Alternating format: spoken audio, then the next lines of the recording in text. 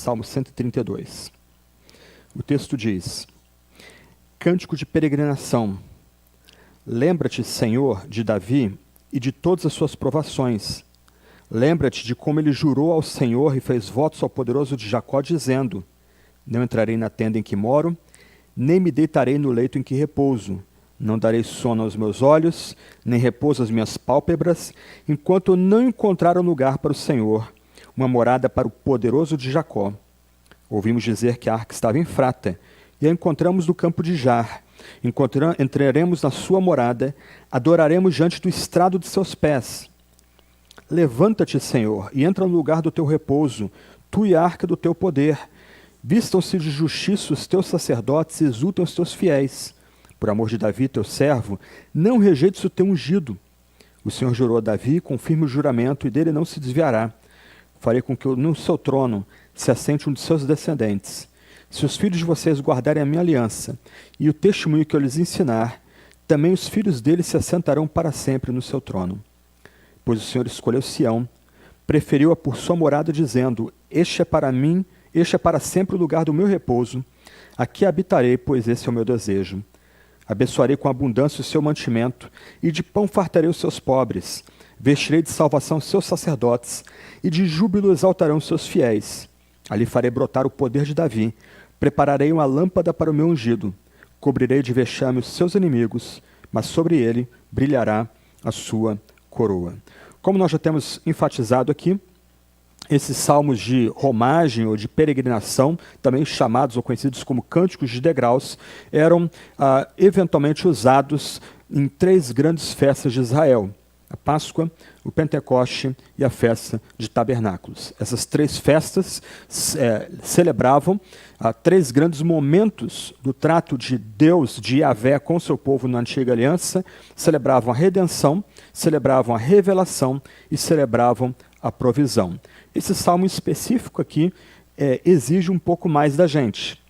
Esse salmo rememora quando a Arca da Aliança, o centro do culto ao Deus eterno em Jerusalém, foi levada de Kiriat Jearim para Jerusalém. O salmo não reconta a história, ele simplesmente menciona a história. Outros 2 salmos mencionam o mesmo episódio. O Salmo 24, que nós conhecemos bem, né? Levanta a porta diante de Yahvé, diante da entrada de Yahvé, né? Ele celebra a reverência que a gente tem que ter diante do Rei da Glória, da santidade do Rei da Glória. E o Salmo 68 exulta ao relembrar a marcha da Arca da Aliança de Kiriat Jearim até a pequena Sião, escolhida por Yahvé para ser a sede real. Agora, esse cântico, Salmo 132, colocado aí dentro dos cânticos de degraus ou cânticos de peregrinação, rememora o papel de Davi nesse empreendimento. Só para a gente relembrar bem rapidamente, a Arca da Aliança era um tipo de caixa retangular, mais ou menos aí de meio metro de largura, meio metro de profundidade e 1 metro mais ou menos de comprimento. Ela tinha uma tampa de ouro puro, que era chamado ali de o lugar do propiciatório. Ela tinha 2 querubins, um de frente para o outro, com as asas se tocando e moldurando o espaço onde a palavra de Deus era ouvida. Como a gente aprende lá no Pentateuco, no livro da lei, nos livros da lei, ela foi feita sob a supervisão de Moisés, usando aí as ordens divinas. E a arca simbolizava a presença de Deus entre o seu povo. Eu vou mencionar um pouco mais disso aí adiante. A gente lembra que a arca andou com o povo da aliança nas suas caminhadas e peregrinações pelo deserto. Quando o povo entrou na terra da promessa, Canaã, a arca da aliança estava junto com o seu povo. Ela foi colocada numa tenda provisória em Siloé. Depois essa arca foi levada em batalha, quando Israel era atacado por seus inimigos. Numa determinada batalha contra os filisteus, a arca foi tomada e levada para o território dos filisteus. E ali foi colocada. Só que os filisteus não aguentaram ficar com a Arca da Aliança.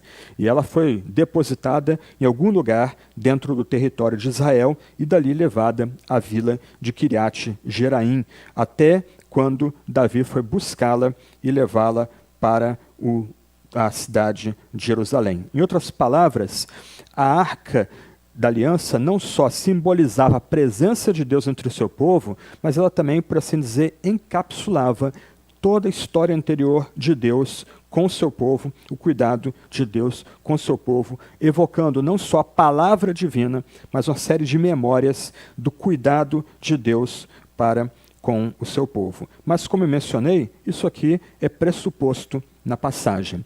A passagem celebra a presença de Deus em Sião por meio ou na Arca da Aliança. Uma curiosidade aqui é que no verso 10, ou por causa do verso 10, a gente presume que esse salmo é posterior a Davi, e não é mencionado a autoria do salmo aqui, né? Diferente, por exemplo, do Salmo 133, que a gente vai considerar domingo que vem, ou daqui a 2 domingos, melhor dizendo.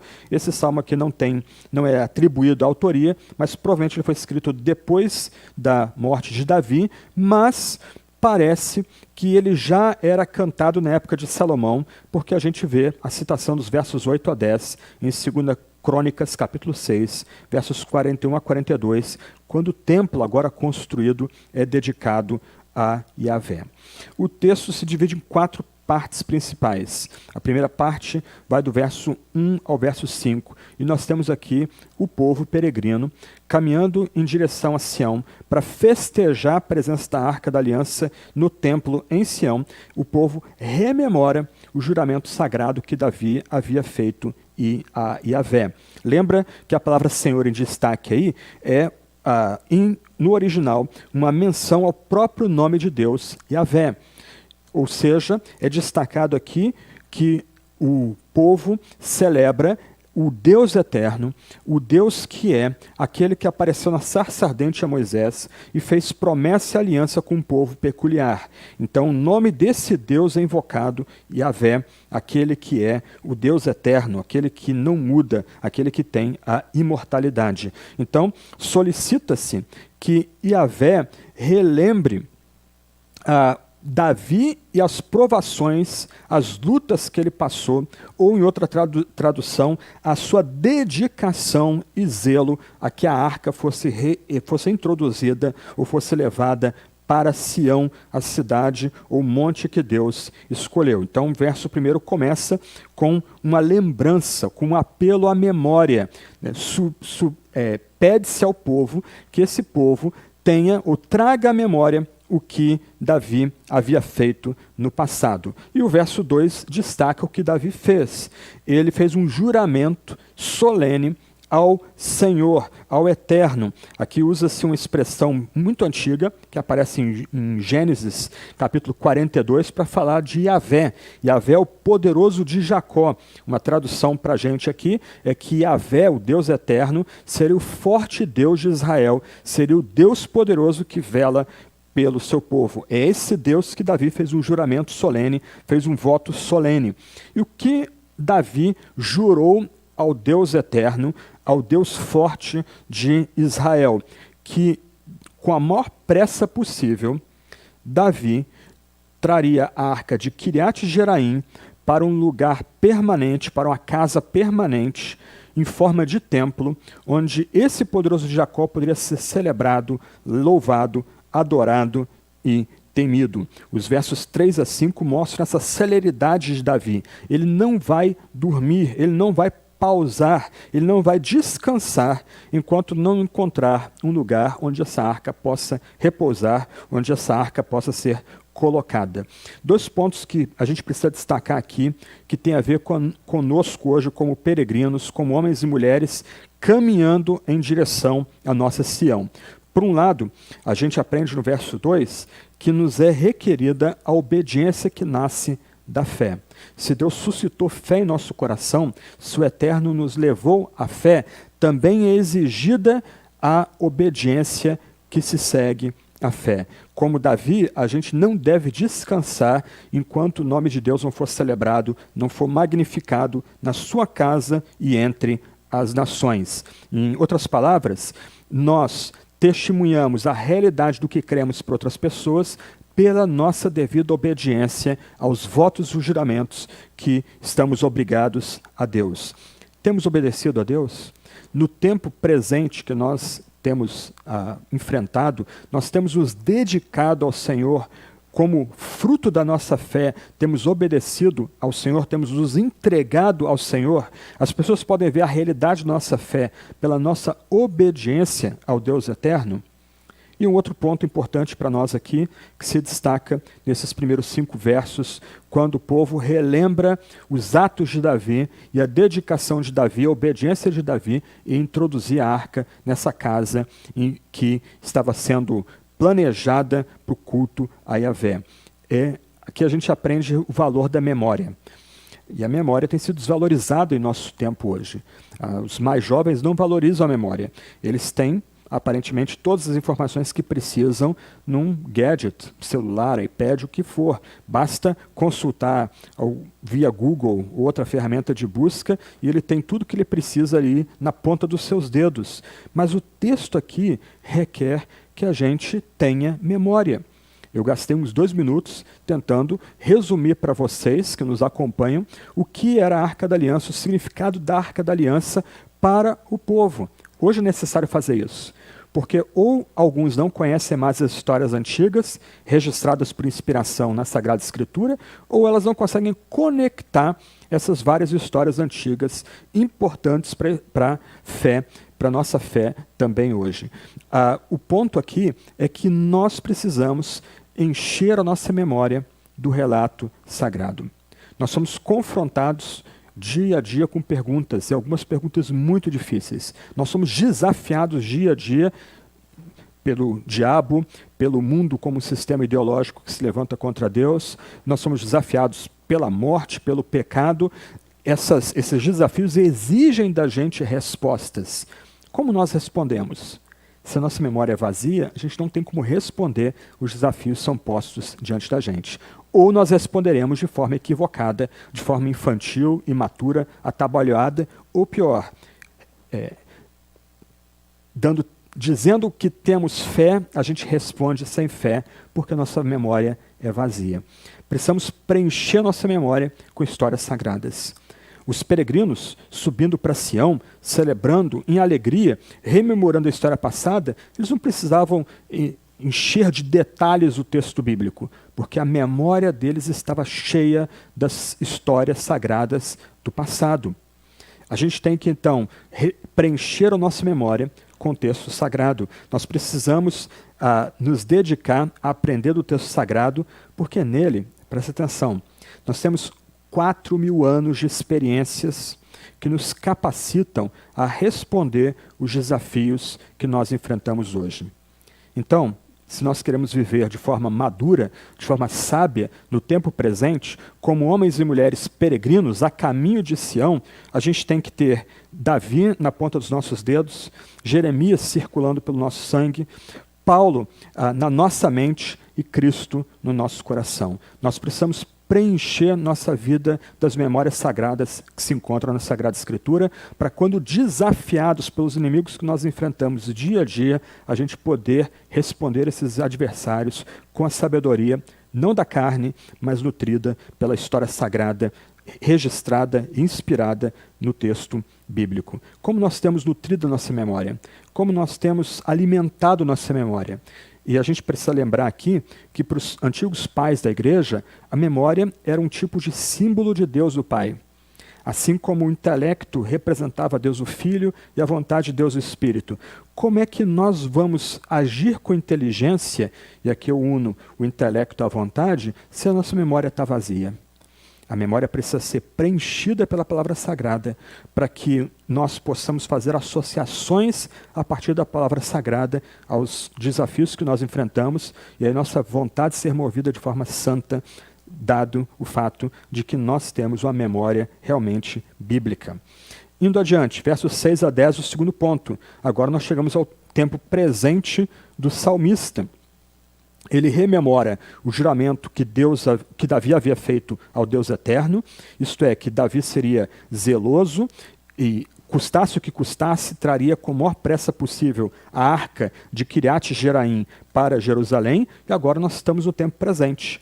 Nós estamos juntos com o povo, caminhando, subindo para Sião, celebrando numa dessas grandes festas do passado. Nos versos 6 a 10, nós temos então o povo subindo em comemoração. E aqui nós temos a figura de um coro.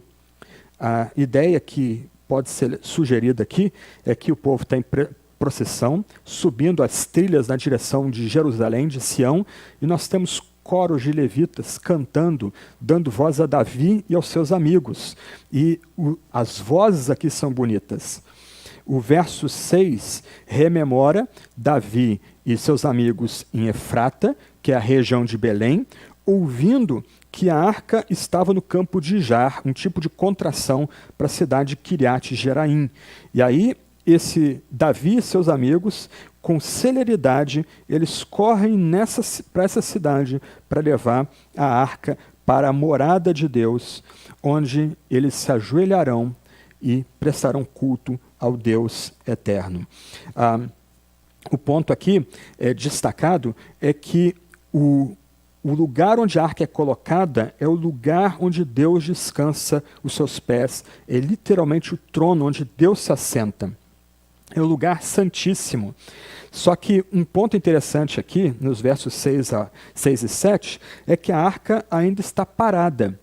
A ideia aqui é que o povo está subindo na direção de Sião, os coros ali rememorando agora no tempo presente a pressa de Davi e seus amigos de fazer com que a arca saia dessa cidade humilde para a cidade que Deus escolheu, mas a arca ainda está parada ali, está quieta, ela não foi tocada ainda. A ideia aqui é que o povo sabe onde a arca vai ser colocada, para onde a arca vai. Ela está pronta a se prostrar em homenagem a essa arca colocada no seu lugar exato, no lugar que foi reservado para ela. Mas a arca ainda está em repouso. Aí vem o verso 8. E o verso 8 provavelmente era recitado justamente no momento em que sacerdotes escolhidos, paramentados de forma exata, se colocavam numa posição de levantar a arca. E aqui a gente tem duas imagens que se sobrepõem. De novo, a imagem do tempo presente, aqueles caminhando para Sião, ansiosos para ver a arca, ansiosos para ir próximo do lugar onde ficava o Santo dos Santos, ansiosos para ver a arca levantar e Yahvé se levantar junto, mas também a gente é relembrado aqui de o que isso significava para o povo peregrino no deserto. A gente é remetido, então, a Números capítulo 10, versos 35 e 36, e a gente lê naquela passagem, né? Quando a arca partia, dizia Moisés: levanta-te, Yahvé, e sejam dispersos os teus inimigos. E no lugar do repouso dizia: volta, Yahvé. A ideia aqui para aqueles peregrinos é que a arca paradinha, Deus está em repouso. Quando a arca for levantada, Deus se levanta em glória, em poder radiante, para triunfar sobre os seus inimigos e dar descanso para o seu povo. E o verso 8, então, nos remete a essa passagem de Números. Um ponto curioso aqui é que os pais da igreja, quando interpretavam esse verso 8, eles geralmente referiam o verso 8 ao especialmente ungido, ao especial descendente de Davi, Jesus, o nosso Senhor, na sua ressurreição e ascensão. Cristo se levantou e entrou no lugar de descanso, de onde vai vir para julgar vivos e mortos. Camadas de significado, de novo, exigindo memória da gente, exigindo memória do peregrino, a arca em repouso, Deus em repouso, a arca levantada, Deus se levanta, o Deus eterno se levanta para esmagar toda oposição ao seu projeto de trazer redenção para os povos. O verso 9 aqui também exige memória da gente. Porque se você puxar de memória, você conhece a história bíblica, você vai lembrar que esse salmo destaca a segunda parte da história de quando a arca vai de Kiriat Jeraim para Jerusalém. Mas a primeira metade da história não termina tão bem. Na primeira metade da história, o povo de Deus foi negligente em carregar a arca. E a primeira parte da história começa de forma descuidada e termina em tragédia. O verso 8 agora lembra que aqueles que vão carregar a arca, os sacerdotes, têm que estar revestidos de justiça, de inculpabilidade. Eles têm que ser considerados homens retos. Mas quem consegue ser justo por si só?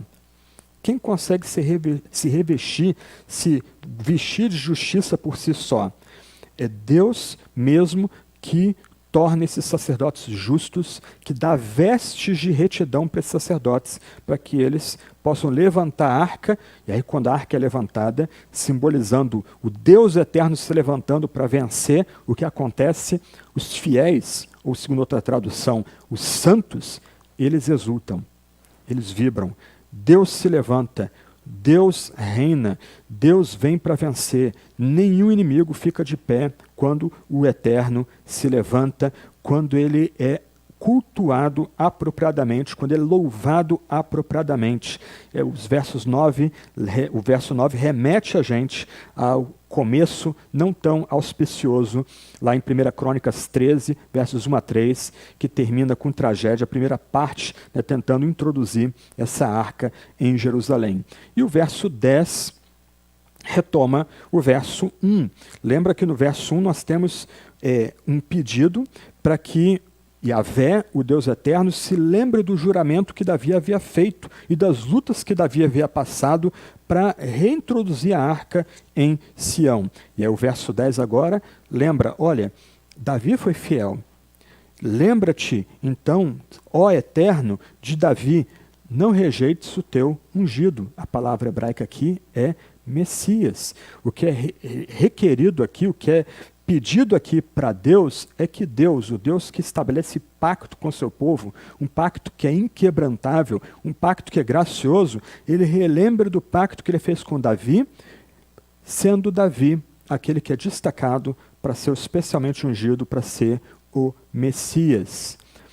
E a gente lembra aqui que do descendente de Davi virá o único Messias, Jesus, aquele que traz a salvação de Yahvé, desse Deus eterno, ansiado por Israel, ansiado por todo o seu povo. Um ponto curioso aqui para a gente, importante, que aponta para um futuro, para a eternidade, é que duas imagens são vinculadas aqui no verso 10. A partir do verso 10, ou no verso 10, de um lado nós temos antes a celebração da arca sendo introduzida no templo, um lugar específico. Aqui nós temos uma dinastia sendo destacada, a dinastia messiânica sendo destacada. Em outras palavras, Yahvé une o espaço sagrado ao tempo histórico e a vinda do Messias. Ambos estão entrelaçados agora. No dia do Senhor, na segunda vinda gloriosa, esse Messias que veio como cordeiro virá como leão para governar as nações e o universo a partir do monte sagrado, a partir do monte Sião e de Jerusalém. Terceira parte, versos 11 e 12. E aqui a gente tem a parte final do Salmo, ainda que ela possa ser dividida em outras duas partes.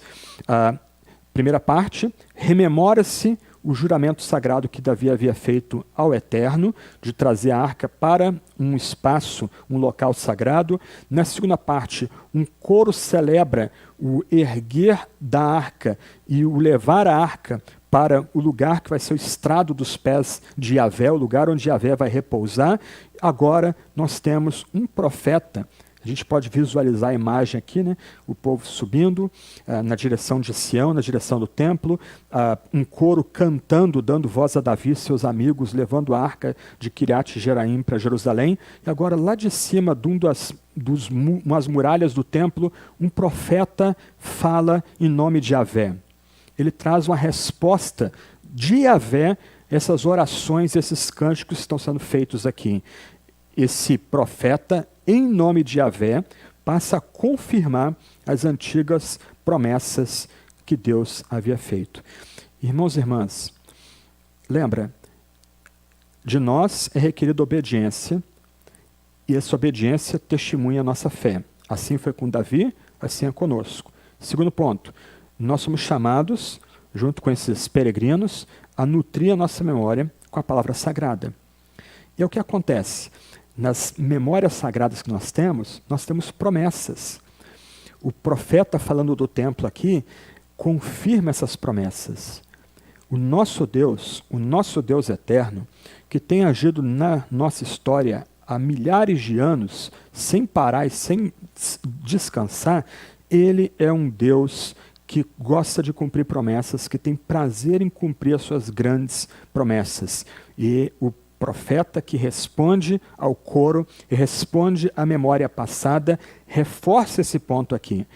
A boa vontade do Deus eterno com o descendente de Davi é fundamentada nas promessas que esse mesmo Deus havia feito a Davi. Olha o verso 11.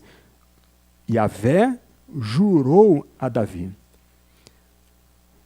Irmãos e irmãs, se nós temos recebido o grande descendente de Davi, nós participamos desse juramento que Yahvé fez e vela por nós e está sobre todos nós. Yahvé jurou a Davi, confirme o juramento e dele não se desviará. É isso que o profeta está dizendo para o povo. Olha, vocês estão lembrando o que Davi fez no passado, o juramento e as lutas que Davi fez para com rapidez trazer essa arca, esse símbolo da presença sagrada de Yahvé para dentro de Jerusalém? Ok? Imitem a obediência dele por fé. Nutram a sua memória com essas imagens.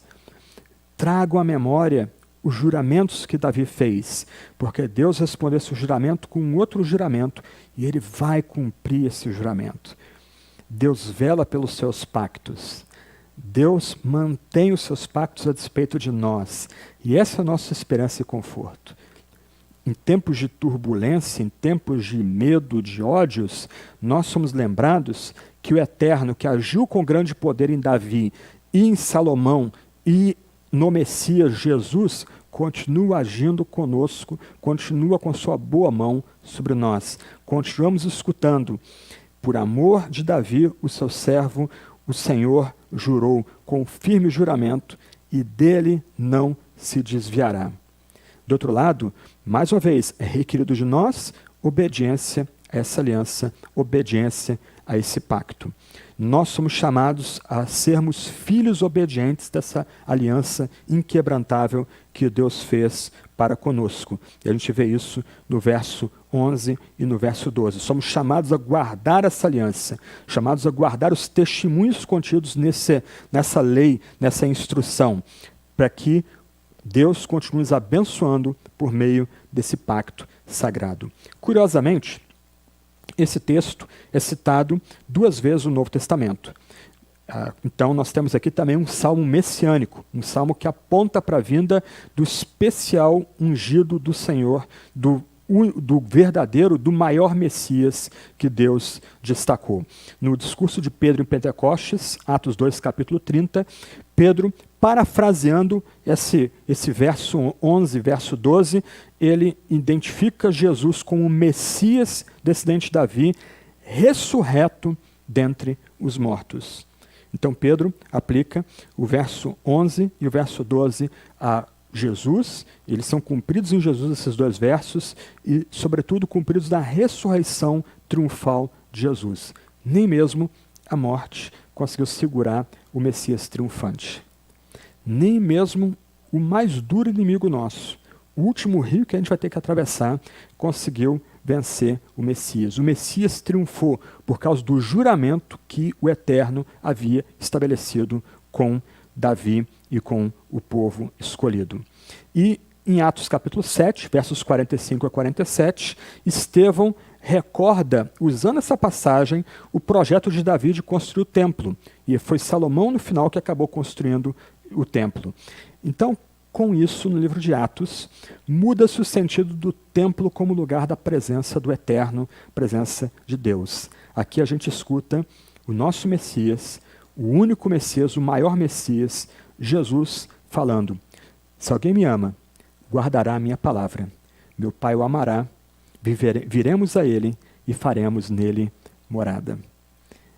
Hoje, enquanto esperamos que Sião seja renovada e o Messias retorne em grande glória para destruir a morte, destruir o pecado, destruir o diabo e seus demônios, destruir o sistema mundano que se levanta contra o reino, enquanto nós aguardamos essa vinda, o lugar de morada é onde o Messias está. O lugar de morada é onde o povo de Deus rememora as palavras do Messias. Memória. Guardar as palavras desse Messias, as palavras sagradas contidas na Bíblia, no coração.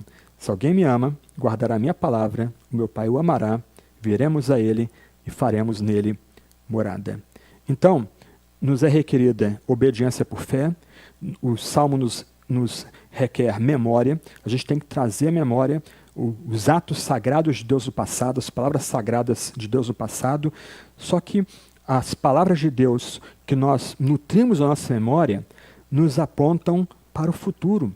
Elas nos abrem uma porta para o futuro. Nós não vivemos mais escravos do tempo presente. Nós não vivemos mais dependentes da última manchete do jornal.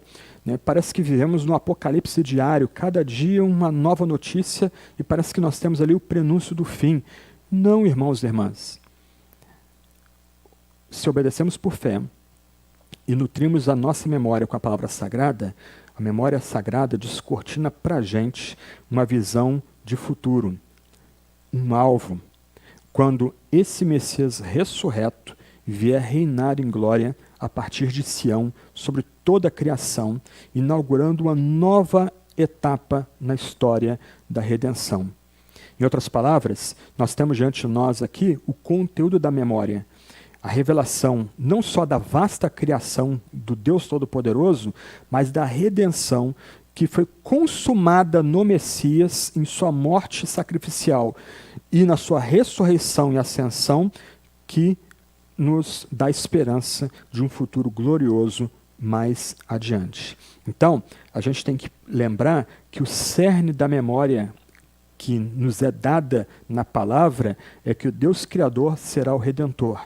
E ele faz com que a grande redenção que vem do Messias nos prepare para a restauração vindoura, quando o Messias retornar a segunda vez, agora para reinar sempre e sempre. E a última parte, versos 13 a 18, nós temos aí, verso 13, a presença de Yahvé em Sião. Deus escolhe esse monte, e por outras passagens bíblicas a gente lembra que esse monte tem um significado escatológico, isso é, aponta para o fim, quando o grande Messias, o grande descendente de Davi, o maior descendente de Davi voltar segunda vez em triunfo, ele vai reinar sobre as nações e vai reinar sobre o universo a partir de Sião. Sião será o lugar onde Yahvé ali estará, como dizem as profecias de Ezequiel. Então, o verso 13 destaca a centralidade de Sião no projeto divino, é a morada e será a morada que o próprio Yahvé, o próprio Deus eterno, aquele que escolheu. E aí vem os versos 14 e 16. Esse será o lugar da bênção. A presença de Yahvé a partir desse lugar comunica bênçãos, presta atenção, tanto materiais como espirituais, para todo o povo e para o sacerdote. Como o Tiago destacou há pouco, nossos ministérios se preocupam aqui com o ser humano integral. Há uma preocupação não só com aqueles que passam necessidades físicas, mas também com aqueles que precisam do cuidado do coração, do cuidado da mente, do cuidado da alma. E aqui, onde Deus está, Ele está para abençoar o seu povo integralmente. Olha que bonitos versos 15 e 16. Verso 15 lembra que aqueles que estão no lugar onde Deus está, no lugar onde Deus reina, onde o Eterno está, eles receberão abundância de mantimentos e os pobres serão fartos de pão. Isso é uma grande promessa para nós que estamos reunidos entre nós por pacto e ligados a Deus eterno por meio do único Messias. Não faltará pão para o seu povo receberá provisão. Uma das coisas que mais me me comoveu, indo para Israel, em alguns bairros em Jerusalém, olhar a lixeira e notar que há um espaço reservado para o pão. O pão não é misturado com lixo comum, ordinário, porque o pão é sagrado. O pão alimenta o corpo. Um alimento tão básico, a gente às vezes não dá valor nenhum para isso, mas tem esse valor sagrado de alimentar a pessoa. Irmãos e irmãs, aqueles que estão unidos ao Eterno, estão unidos a Yahvé por meio do Messias, serão saciados materialmente. Mas não só isso. Verso 16 destaca que os sacerdotes serão vestidos de salvação. Lembra que no verso 9 já é esperado que os sacerdotes sejam vestidos de roupas de retidão e de justiça. Aqueles serão vestidos de salvação. E aí, de novo, segunda vez que aparece isso, os fiéis, os santos, vão exultar. Vão exultar. Nós somos unidos por Deus. O lugar onde a memória é preenchida pela palavra de Deus, nesse atual momento, é onde Deus está. Onde Deus está, o Messias está. Nós estamos conectados com o Messias e por isso estamos ligados ao Deus eterno. Nós temos promessas aqui de provisão material e de provisão espiritual. Nós temos promessa de pão e mantimento. Nós temos promessa aqui de retidão, de salvação, de exultação e de alegria. Como exultar quando a gente depende de Deus para o pão diário? Há esse elemento de incerteza. Nós exultamos de alegria porque sabemos que Deus cumpre suas promessas e Ele promete mantimento para nós, mesmo no meio da provação e mesmo na aparente privação. Ele traz o nosso mantimento, Ele traz o nosso pão, Ele cuida, Ele vela daqueles que estão no monte que Deus escolheu. Estamos reunidos, de fato, ao Deus eterno? Estamos ligados a esse Deus eterno por aliança? Nós já confiamos no Messias que Ele escolheu e destacou para, ressuscitado, triunfar sobre todo o mal? Se nós estamos ligados a esse Deus eterno, por meio do Messias, a gente pode lembrar: Deus, eu preciso de pão. Posso ter perdido meu emprego, posso ter perdido minha loja, minha firma, minha escola, mas eu estou contigo, o Senhor promete pão, eu preciso de pão, eu preciso de mantimento. Ajuda-nos a celebrar o Teu nome, a exultar. A ideia de exultar aqui é vibrar mesmo. Como um gol do seu time aos 45 minutos do segundo tempo, dando a vitória, o campeonato para o seu time. Você não fica sentado no banco. Você pula, vibra. A ideia aqui é que nós exultamos porque o Deus eterno, que nos une a si, nos coloca nesse lugar santo por meio do Messias, Ele satisfaz-nos integralmente, tanto o corpo como a alma. E os versos 17 e 18 focam de novo o Messias. Algumas traduções falam do verso 17, ali brotar o chifre de Davi. A ideia aqui é de força, de poder. Então, esse Messias vai ser poderoso, ele vai carregar uma lâmpada.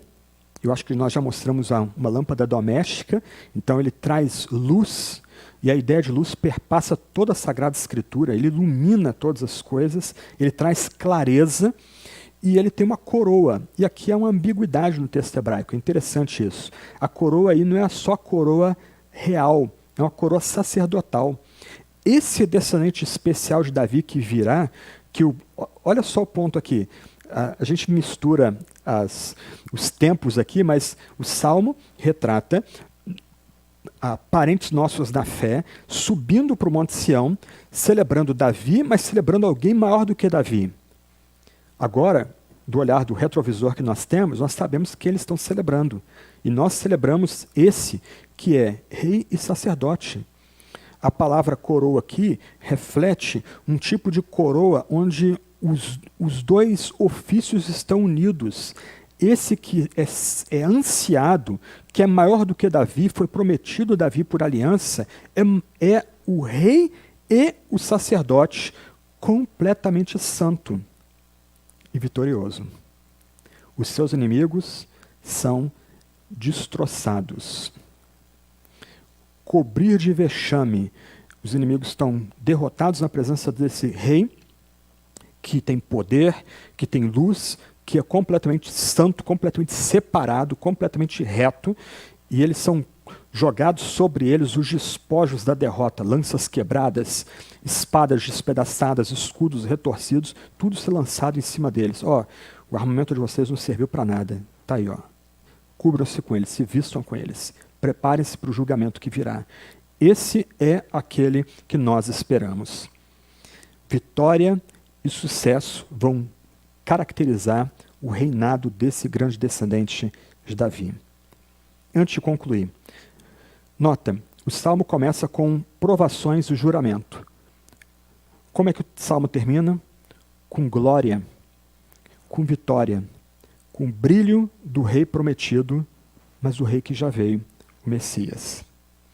Deixa eu parafrasear isso aqui em termos de Novo Testamento para vocês. De nossa parte, pedimos a Deus o Pai: lembra-te de todas as provações do seu Messias, o Senhor Jesus, seus trabalhos e vigílias, sua tenda nos caminhos e seu leito no chão, para construir ao Pai uma morada na terra. Nós o encontramos em Belém Efrata. Diante dele nos ajoelhamos e tocamos o solo com a face em humilde homenagem. E lhe dizemos com a voz do Pai: levanta-te e entra no lugar do teu repouso, senta-te para sempre no teu trono, perto de nós, no meio de nós, que cremos em ti. Sim, o Pai escolheu a igreja e deseja habitar nela. Ele abençoa os pobres, veste-os de salvação para o banquete, enche-os de júbilo e exaltação. Ao Rei Messias, a Jesus, o nosso Senhor, será dado poder. Ele levantará uma lâmpada de luz em suas mãos, e em sua cabeça brilhará a sua coroa. Nós já temos nos humilhado perante esse Messias, prometido há tantos séculos atrás, mas que já veio, está entre nós por seu Espírito e virá. Nós já nos humilhamos diante dele, nós já o recebemos com júbilo e alegria, nós nos enchemos de obediência porque nossa fé é dedicada só a esse Messias. Corra para ele, junte-se a esses peregrinos do passado, junte-se a nós aqui da Igreja Trindade. Entre nesse desfile, nessa santa peregrinação, caminhando para Sião em festa, porque o Messias que veio, ele virá. O Messias que veio, sofreu, morreu, ele se levantou, entrou no descanso e virá em breve com grande glória para encerrar a nossa história. Guarda, ó Senhor, tua família, a igreja, firme na fé, para que pela tua graça proclame tua verdade com ousadia e ministre a tua justiça com amor. Mediante nosso Salvador Jesus Cristo, que vive e reina contigo e com o Espírito Santo, um só Deus, agora e sempre. Amém.